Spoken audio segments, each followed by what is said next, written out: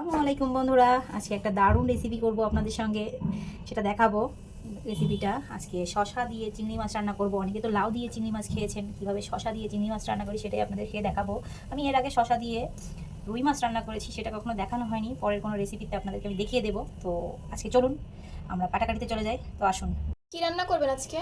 আজকে করব শশা দিয়ে।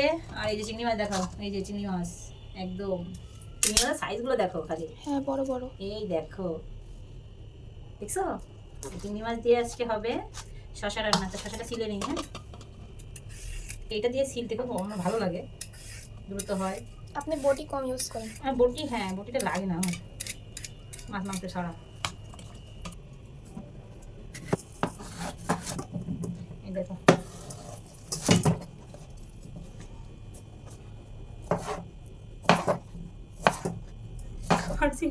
এই রান্না আমি জীবনেও খাইনি। খাওনি কখনো?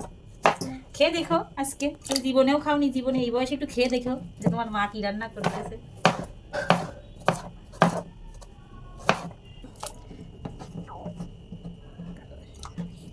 চিংড়ি মাছ কাটা হয়ে গেছে? না গো, কাটবো, এখনো কাটি নাই। এবার কেটে নিই সবগুলো, একা হাতে করতেছি তো এই জন্য। খালি মাথা আর লেজ ছিল হয়ে গেল? খোসা ফেলবো না।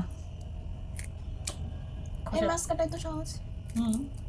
অনেক খোসা ফেলে দেয়, আমি ফেলবো না। চিংড়ি মাছ তার আহামরি বড় না, ছোট ছোট চিংড়ি মাছ। শশা আর আলুটা একটু ভাপ দিয়ে নিলাম, কেননা শশা একটু পানা মিনা লাগে, পানিটা ছেড়ে দিলে ভালো লাগবে খেতে। শশা রান্না করতে এখানে কাঁচামরিচ, পেঁয়াজ বাটা, আদা বাটা, রসুন বাটা, আর এখানে চিংড়ি মাছ কেটে নিয়েছি। আর কড়াইতে তেল দিয়ে দিয়েছি, তেল গরম হয়ে গেছে, এর ভিতরে আমি পেঁয়াজ দিয়ে দেবো। পেঁয়াজের কাঁচামরিচটা দিয়ে দিলাম। এবার এগুলো দিয়ে দেবো। পেঁয়াজ ভাজা হয়েছে,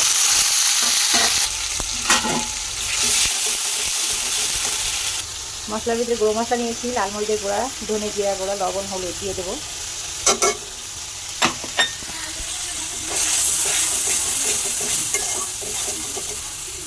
কেটে ধুয়ে রাখা চিংড়ি মাছ দিয়ে দিলাম।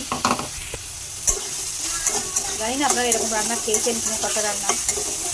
আমি খাই, বাচ্চাদের সেটা রান্না করতেছি। আর বড় বড় চিংড়ি মাছ দিয়ে রান্না করতেছি। আর কাঁচা চিংড়ি রান্না করলে আরও বেশি ভালো হয়। চাইলে চিংড়ি মাছটা আগে তেলে ভেজে নিয়ে তুলে রাখতে পারেন, আমি একেবারে দিব। চিংড়ি মাছটা ভালো করে কষায় এর ভিতরে শশা আর আলুটা দিয়ে দেবো। চিংড়ি মাছটা ভালো করে মশলার সঙ্গে কষিয়ে নিয়েছি, দেখুন কী সুন্দর তেল ছেড়ে দিয়েছে। এবার আমি সিদ্ধ করা শশাটা দিয়ে দেবো, দিয়ে মাছের সঙ্গে ভালো করে কষিয়ে নেবো।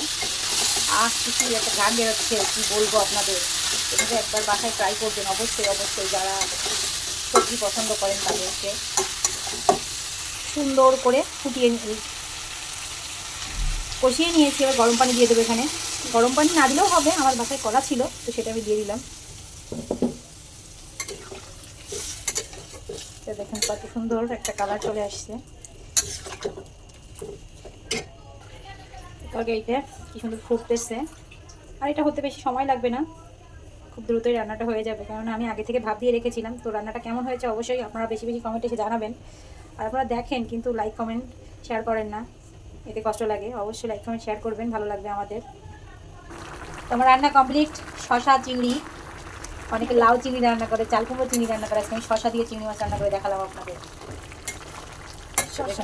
শশা চিংড়ি খেতে অনেক মজা হয়েছে না? মনে হচ্ছে কি লাউ লাউ, হ্যাঁ লাউয়ের মতোই টেস্টি। হ্যাঁ, অনেক টেস্টি হয়েছে, খেতে ভালো করে রান্না হয়ে গেছে। আমি একটু ভাজা জিরা গুঁড়া দিয়ে নামিয়ে নিব। এই যে ভাজা জিরা গুঁড়া দিয়ে দিলাম। আর আমি আগে থেকে ভাজা মানে জিরা ভেজে গুঁড়ো করে রেখেছিলাম, সেটাই দিয়ে দিলাম। ইনস্ট্যান্ট আপনারা করে নিতে পারেন। আর দেখুন কালারটা কি জোস আসছে, ঘ্রাণটাও সুন্দর। ঘ্রাণটাও সুন্দর। আর শশাটা একটু পাঞ্চে পাঞ্চে হয়, চাইলে এখানে একটু হালকা চিনি দিতে পারেন, কিন্তু আমরা দিইনি, কারণ শশাটা একটু মিষ্টি মিষ্টি লাগতেছে, দিয়ে একটু বেশি করে দিয়েছি তার জন্য। রান্না কমপ্লিট, আমি একটা পাত্রে ঢেলে নিই, তুলে আপনাদেরকে দেখাই। এই যে একটা পাত্রে ঢেলে নিলাম। তো চলুন আপনাদেরকে দেখাই ভালো করে। দেখুন কত সুন্দর একটা কালার চলে এসেছে রান্নাটার। তো ওয়াও, কি সুন্দর লাগতেছে। এখন ফাইনাল লুক আপনাদেরকে দেখাই, কত সুন্দর লাগতেছে। তো বেশি বেশি কমেন্ট করে বলবেন রান্নাটা কেমন হয়েছে। আপনাদের পুরো ভিডিওটা দেখালাম, আশা করি আপনাদের ভালো লাগবে। আর আজকে দুপুরের এটাই আমাদের মেনু, দুপুরের লাঞ্চে এটাই থাকবে। তো কেমন হয়েছে অবশ্যই কমেন্টে এসে জানাবেন, আর চ্যানেলটা সাবস্ক্রাইব করে পেজটি ফলো করে পাশে থাকবেন। আল্লাহ হাফেজ সবাইকে।